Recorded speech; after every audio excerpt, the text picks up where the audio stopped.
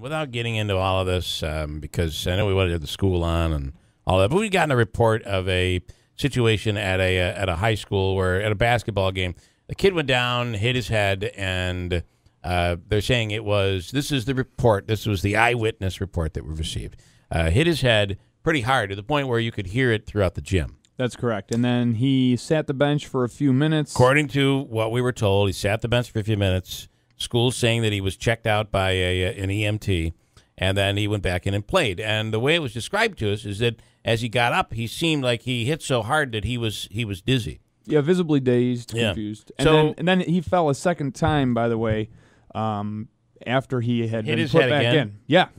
Yeah. So the question is, we're doing a great job when dealing with the NFL, but are we taking care of our high school kids? And you have soccer rules right now where they say not to allow. You don't want to let girls, especially, hit the ball with their heads because it is causing concussion issues. So it's something that we're really not far advanced, and probably, believe it or not, the NFL right now, because of their criticism they've received, is probably further ahead than we are at the local levels. On the line right now to talk about is Dr. Brandon Brock, and there's something new that came out of all of this when it comes to concussions and Alzheimer's. Doc, thanks for coming on.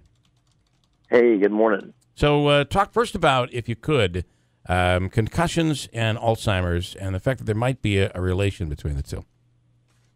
Yeah, what we found is this. Whenever you have a concussion, it can advance any neurodegenerative disease that you may have. That could be Alzheimer's disease. They've even found it in Parkinson's disease, and, of course, the chronic traumatic encephalopathy we found from the NFL. So if you have the underlying genes and some of those underlying problems deep down that might trigger when you're in your 80s or 90s, a concussion can really accelerate that process, and then you end up getting symptoms maybe in your 50s or 60s. So it happens earlier. Take Muhammad Ali, for instance, was very young in life when he contracted Parkinson's. Yeah, it probably some of the trauma from the head blows probably triggered some of the genetic components that he had, and he manifested the disease. Yeah, and we're seeing this with veterans as well, and this is really where this research came from, right? Mm-hmm. Yeah, it's really not good. I mean, we saw this in some of our own research where a lot of the vets that had PTSD, they also had traumatic brain injuries or concussions, and they found that with PTSD, certain parts of the brain get thinner and they don't function as well, and they ended up with a higher prevalence of Alzheimer's disease down the road. What do you? So we're talking about just before we got you on air here, talking about this case, local case of a high school basketball game. A kid hits the deck, head goes against the hardwood, and he's checked out by an EMT. Whereas we see in the NFL, there's a doctor right there that's going to come down and check out that player, and oftentimes the player's not coming back. Are we put in place in our high schools? And I realize you're in one state, but throughout the country in general, an EMT who probably is not trained when it comes to concussion, certainly not trained like a doctor. Are we taking the right precautions when it comes to our kids and concussions? Well, I mean, it's really global education with all the people provided. Like, has the coach been trained to look for things? Has the assistant coach? Has that paramedic? And yes, do we need to have more advanced personnel? The answer is absolutely. School systems don't want to pay for it. They don't want to go through the expense, or they just think it'll never happen to them. There's all kinds of things that go on. But in this poor kid's situation, he should have, especially whenever he fell the second time or whenever he complained of ongoing symptoms, he should have gone to the ER immediately. Yeah, I feel having an EMT, and it's probably, from what we're told, that's procedure. That is what New York state law and education, that's what it mandates, that there is an EMT there and that the kid would be checked out. But again, I based on what we now know about concussion, especially if he's staggering when he's getting up and dizzy when he's getting up, I would just feel like, man, a trip to the ER might not be a bad idea. Yeah, and an EMT should have been gone. An EMT should be able to diagnose that. You know, I disagree. I don't. And yeah, Doc. Well, first of all, hold on. Before me, my disagreement means nothing. Let's ask the doctor on that. You're trained. I'm not. So, EMT. Are they trained to handle something like this?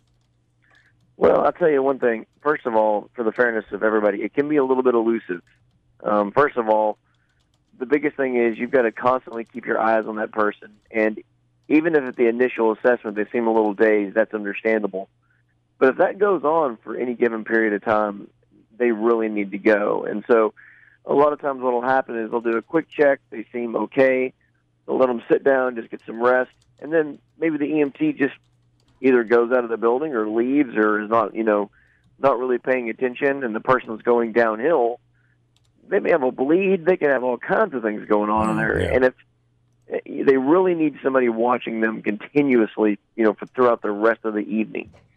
And if it gets bad, they need to go. And so I don't really know. I think it's individual based. Right. But for the most part, EMTs are not somebody that are the typical person that's going to diagnose much of anything.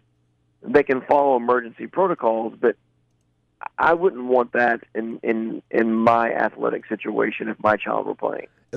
In this case we were talking about, and I should the clarify. EMT could be like a concussion specialist for all we know. We really don't know. Yeah. But at the end of the day, based on generalities here, chances are you'd want a doctor to take a look. In this case we were talking about, I should clarify, it seemed like spectators in the audience could diagnose it from where they were because the person no doubt was, about it. you know what I mean? In this particular case, I should say. At least that's how the spectators who reported this to us felt. So, but at the end of the day, maybe what this does, and the good news is, from what we understand, the kid went on, he played, everything was okay, he's perfectly fine, as far as we all know. But Doc, don't you think that a situation like this and all of what's happening in the NFL does lead us to say, boy, maybe we need to reassess what our rules and regulations are when it comes to concussion in our high schools? Yeah, and they've done that. And the unfortunate thing is they're like, okay, as long as we do it for football, we're good. Because that's what happened in the NFL. Yep. But they neglect, female soccer or basketball or hockey or whatever other contact sport. They kind of just say, you know what, the probabilities are so low that we really don't have to get all that paranoid about this sport. Yeah. And my thing is this: if you're going to have sports and you're going to put kids in a situation where they can get hurt, at least be responsible enough to take care of them and have the right people there if they do.